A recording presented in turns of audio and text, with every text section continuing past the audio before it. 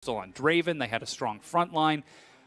Can they afford to do the same thing in game number 2 when IG handled it so crisply? Yeah, this is something that Snake has actually done really well throughout their entire lifespan in the LPL so far, is they will play their game plan. Doesn't really matter. Yeah. Expect them to come out with another really scrappy, brawly mid-game comp that peaks earlier than IG's again.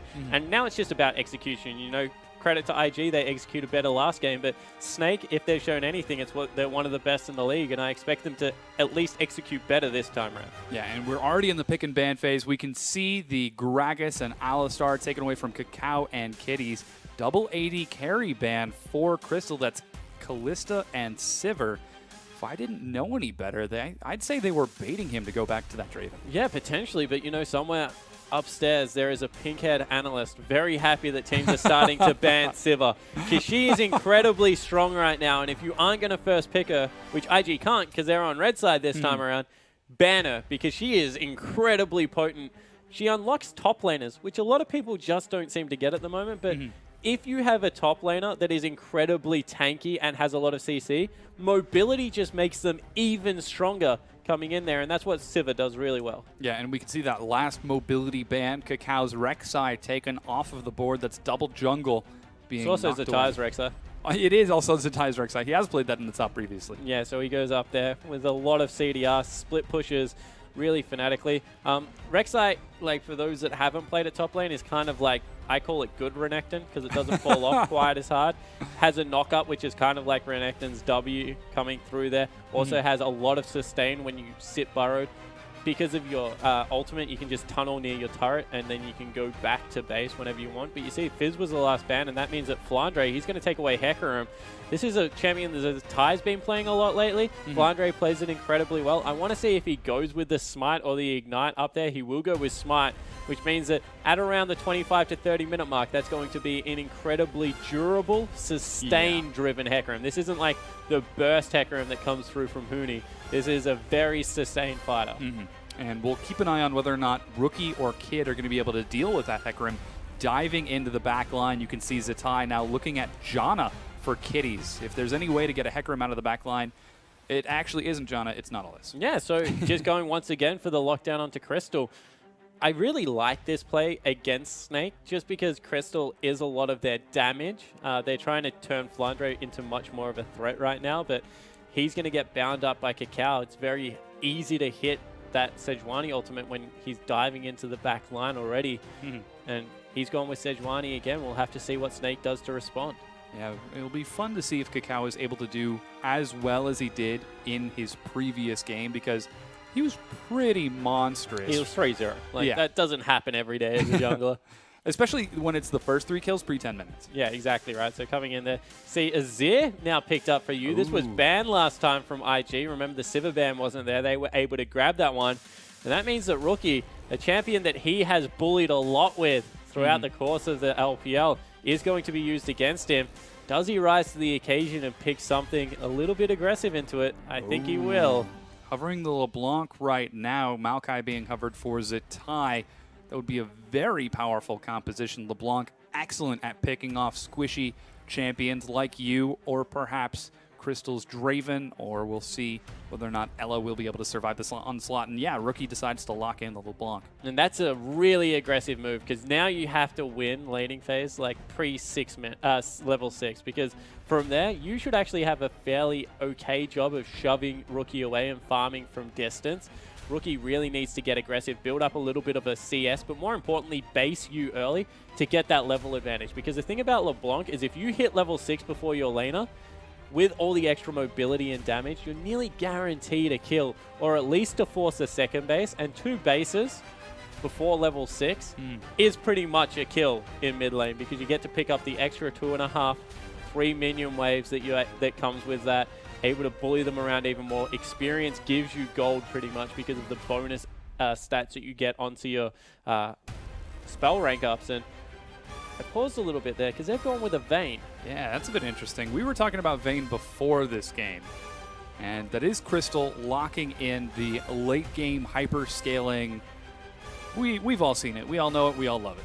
I don't. Yeah. So love is an interesting my phrase. PG version of why Vayne is bad right now is because Vayne relies on getting Blade of the Ruined King. Yeah. If you can get equal Blade of the Ruined King with Vayne, she's a very strong pick because in the 1v1 does a lot. The other thing that she has, which is good against Rookie, is the fact that she can tumble and stay in stealth while Rookie's diving on her, and unless he hits a very lucky chain, it's hard to pin down Vayne and kill her. But this is what happens when you pick Vayne.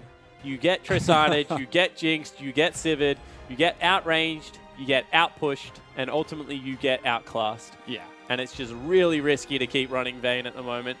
Teams are making it work around the world, but I just think that if you get to one item equal on Vayne, you're doing something really well elsewhere on the map, and it's not necessarily the Vayne putting you ahead. We'll have to keep an eye on whether or not Crystal is able to succeed onto that Vayne. Earlier, we did see Vayne picked, it was LeBlanc counterpicked after the Vayne to prevent any sort of flanking or harassing. This time, Crystal picking it into a LeBlanc. So he's got to be really confident coming into this. You can see our lineups, Beast versus Cacao. Beast actually opted onto the Nidalee for a very, very mobile, high damage jungler. Yeah, they have a lot of damage, and all they're trying to do is land. If you can half health a LeBlanc, she can't team fight because she's that squishy throughout the late game. So that's why you used to see Caitlyn played against LeBlanc a lot, because you would click R on her, take half her health away, she wouldn't be able to fight in the team fight anymore. You get a base. So I like the Nidalee. If any spears land onto that backline, it's going to mean incredibly good things for Snake. And they have a fantastic win going forward composition right now. They've got the Vayne, who chases incredibly well. They've got the Nidalee, who chases really well. And they've got a little bit of peel through his ear to shove people away from them. And it is a very strong composition from Snake. If aggression is their MO, then aggression they have picked this time around. If it didn't work in game number 1, just do it harder, faster, better, stronger in game number 2. And IG, they're feeling pretty strong. They took game number 1. They're like, all right, we can handle this. Yeah, this is what I call a kitchen sink comp, because they had damage and then they put on their top and jungler as well. So they're just throwing everything at IG. Yeah, we'll have to see if IG can catch this kitchen sink. We're getting into game right now.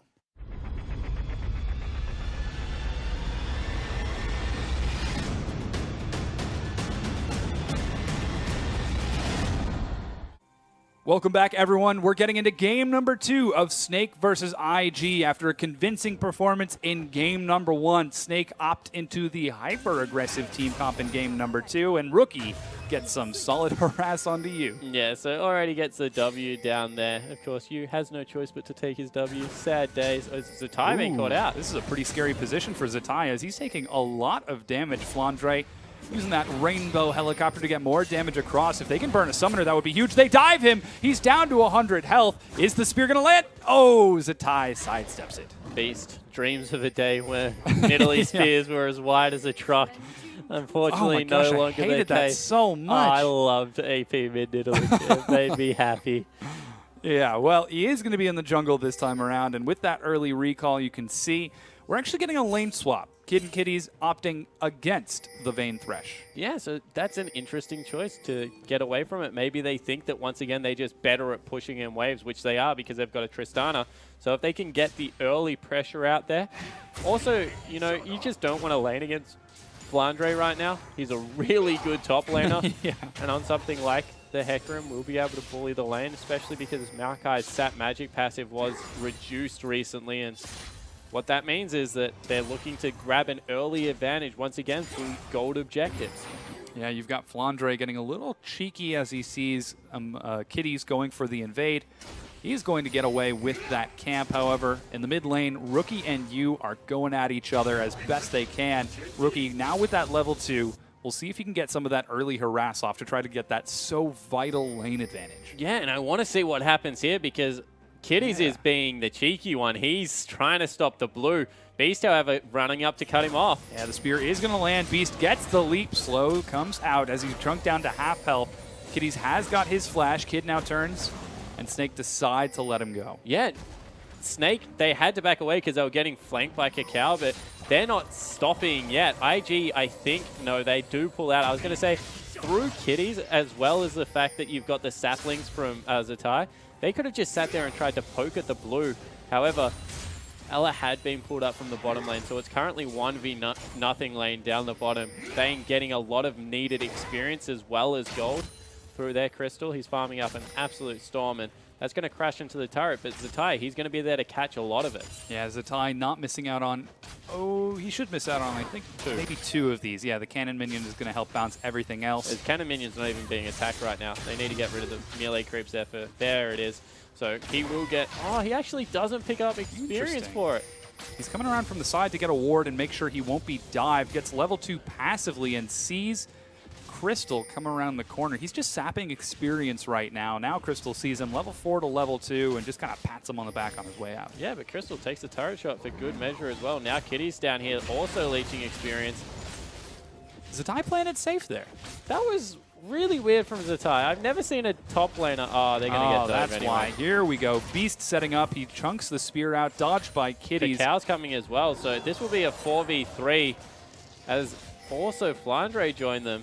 Good defense, actually, overall from IG. Yeah. Zatai just took no damage, which means that the dive now really unhealthy looking. IG are responding so appropriately. They've got a minion wave, and with only 3 caster minions, it doesn't look like Snake can opt into the dive. And really, what a lot of this is doing is alternately buying time for the AD carries. Kid now is free farming in the top, whereas Crystal was free farming in the bottom. And in the mid, Rookie versus you. And Kid's sitting on skill ups. He's got 2 in his back pocket. Oh, the dive actually does happen. Beast decides to go in on the Cacao. He's brought low. He ends up going down. Beast picks up first blood with the burn from his red buff. Flandre, however, looks like he might be answered over. He goes down. Zatai gets revenge for his fallen Beast comrade. is on the wrong side of the map. Yeah, he goes down. Kitty secures the kill. Beast drops Rookie with the roam, finds Ella. He's 1v2 here, flashes the wall, gets condemned anyways. Ignite gives vision through the distortion. He goes down. Crystal continuing to dive. The hook lands. Zatai is out of position. He has his flash. Is he going to make it out? He does indeed. Crystal doesn't go the right way, and Zatai gets out alive. Yeah, so in the end, a really good fight down bottom. Gives us absolutely nothing. 2 for 2 traded. Although in the end, getting a kill onto Vayne this early in the game is always going to be a good thing. You get some more time free farming in the mid lane. All of a sudden, he has the experience advantage over the LeBlanc. So Azir going to be in a very good position, but this Tristana, not hard shoving, just freezing the wave, means that we're going to have a very long laning phase coming through. And it's been opted into by IG. When you don't have the hyper carries, that's a dangerous choice. Yeah, really confident choice from IG. They're saying, you know what, we know that Snake's going to be aggressive. We can handle it. We did it in game number 1. We've done it before, and we just might be able to do it once again. Rookie now making it back into lane with the Fiendish Codex. You, on the other hand, he's got a Codex of his own and some pretty healthy sustain with those Fairy Charms. I accept that Flandre's in mid lane. Yeah, so Flandre, he's just leeching experience anywhere because of the deep freeze right now in the top lane. But, you know, the double Fairy Charms, that's an aggressive purchase right now from you because generally, if you're against the LeBlanc, you want to get the Chalice as early as possible just because of the MR that it gives you. But instead, oh, nice stun means that he won't get the cannon creep down in the bottom lane. Instead, he goes for an aggressive pickup in his own. Codex generally means you want to kill your laner. Yeah, really confident out of you. He wants to show that he's not the passive Azir that we've all seen in the LPL before. IG, however, setting up for a dive onto Flandre and Beast. I don't know if they've been spotted just yet, but Snake can smell this coming a mile away. Kid, the smite clears the wave instantly. There are no more minions. They dive onto Beast. Are they going to be able to burn him down? He does go down, and this is actually going to be Kitties dropping to Flandre. No, he's knocked out of the way by Kid, and Kitties gets out alive just barely. Kid continuing to dish out the harass. Amazing explosive shot. Yeah, and Rookie, he's caught you here. Oh, yeah, it might be the other way around, as Yu's the one who's caught Rookie. Cacao ends up turning the fight. Emperor's Divide locks him against the wall, but Yu gets out alive with the better of the trade. Yeah, so in the end, able to grab it. And in the bottom, Zatai trades 1-for-1 with Ella. Action across the map. Yeah, but another kill goes over to Crystal. He gets some more time free farming. Zatai going to fall further behind on levels, so overall net gain coming through for Snake. IG really need to accelerate the tower pushing. I don't know what they're doing. They've backed away again, but Tristana, she shoves turrets really well and should be able to go into this Vayne lane right now and shut down exactly what Crystal wants to be doing. But with 2 kills, Crystal looking very pretty at this part of the game. Yeah, that is going to be a very scary Vayne if we make it to the late game. seems like we just might, considering how IG are dragging this out. Double recall from Kid and Kitties, and even a synchronized recall from Rookie. Bit of mistiming getting all those recalls together, and Kid actually cancels it as he does want to catch that fast shove out of Flandre. Yeah, there's an absolutely massive wave, and all this action and lane swapping has meant that Vayne, you know, we said if you can get to the Blade of the Ruined King, very good pickup, but you generally can't get there without losing out on something else.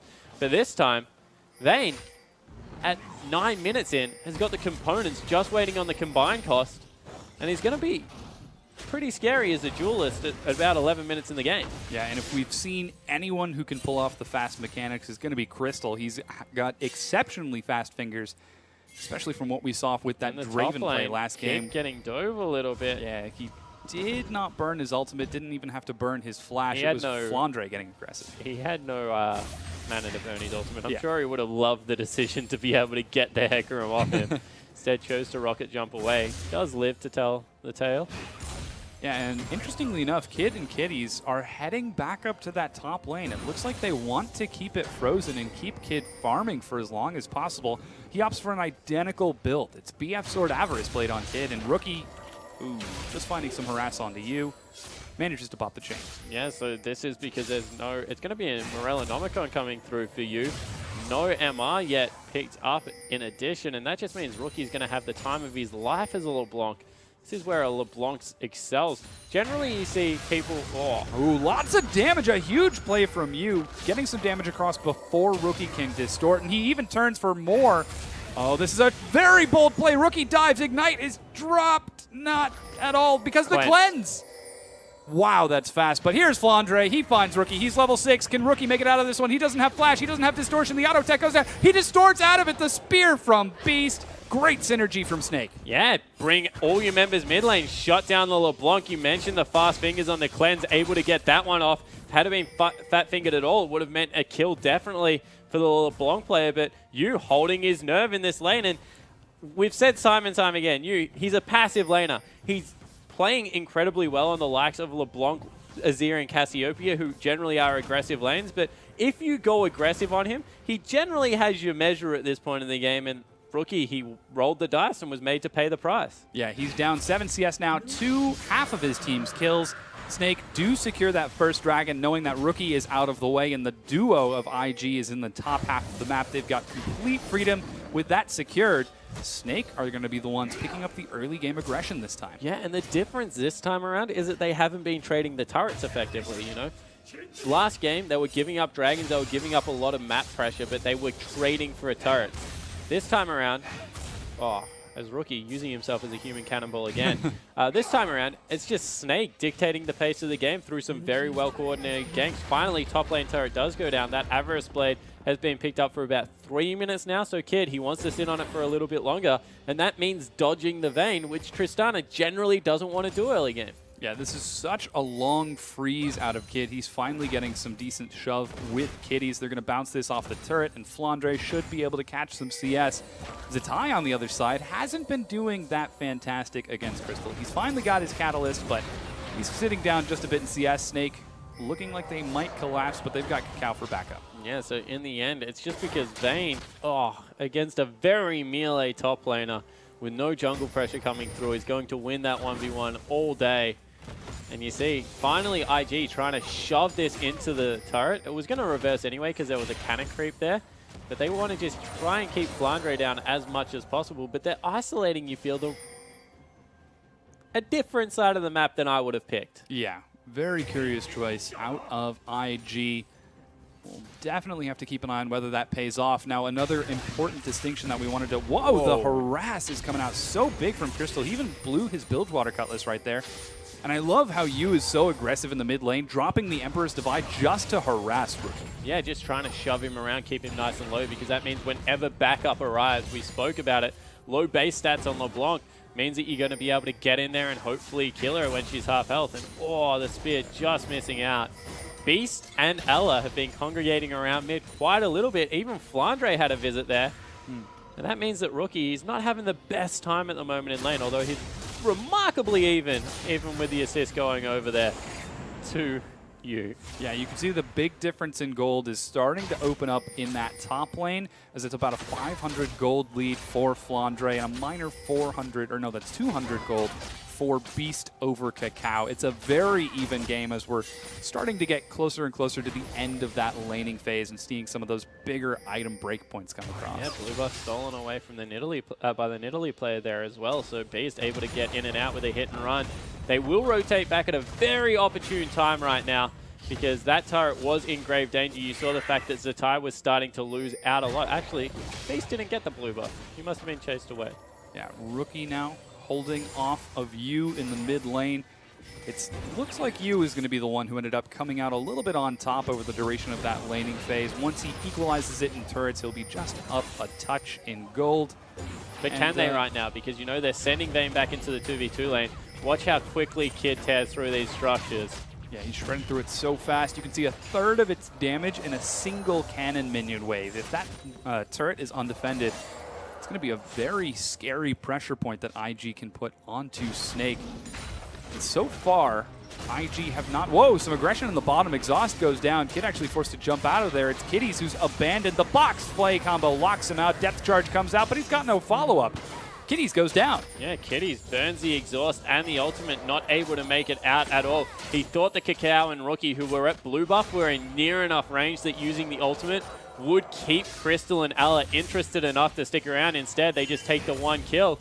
And this Vayne, 3-0-0 now, has hit the mid-game stride really nicely. If Youmuu's comes out next, expect Crystal to just split push all game long. Yeah, Crystal feeling so strong. Flandre for the invade is going to find Cacao. He did opt for the smite, so it is Cinder Hulk plus challenging smite on that Flandre Hecarim, which you talked a little bit about during the pregame.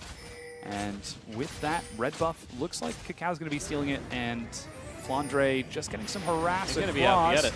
He does, in fact, steal it away, and they lose a turret on the bottom side of the map. Snake feeling very strong. Emperor's Divide actually misses that time, but the follow-up damage from Beast is able to scare Rookie away. Yeah, and Rookie is just being punished in this lane. It's pretty much a 2v1 right now, with Nidalee always being there, and that just means that all the pressure right now in Snake's side.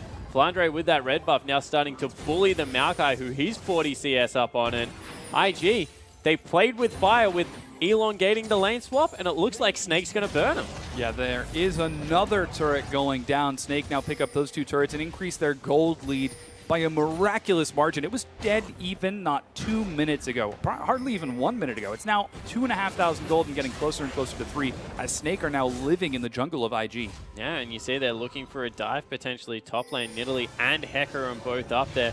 They took mid outer, they took bottom outer. All of a sudden, it's IG that are really struggling to find any space on this map. Cacao being squeezed off his farm, which he never likes to happen.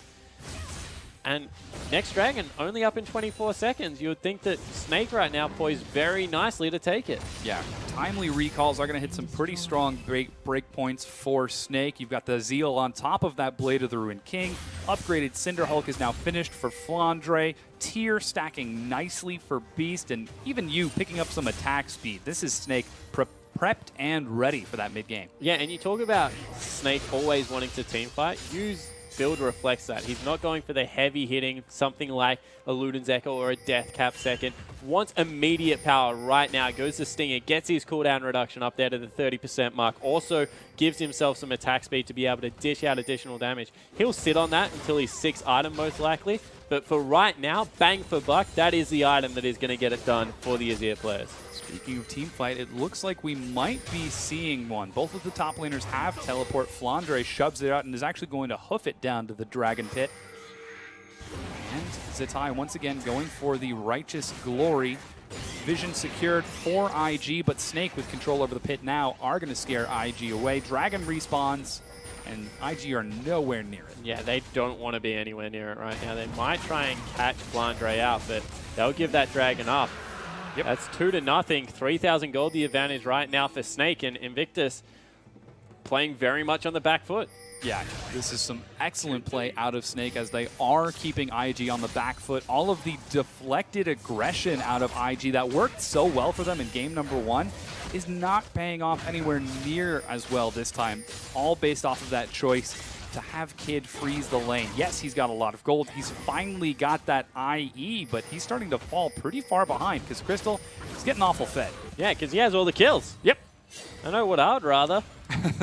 But see that it is. Oh, man, even the spear finds Kid. There's no way they can team fight now. Not that they were going to because they were defending the turret, but just by the fringes of possibility. Yeah, they're not going anywhere near Snake. Like, this game needs to go for another good 5 minutes before IG even look at doing anything. Because Flandre, he's that tanky at the moment that he's happy tanking up a couple of turret shots just to harass Zatai, who's now got 4 members converging on his lane.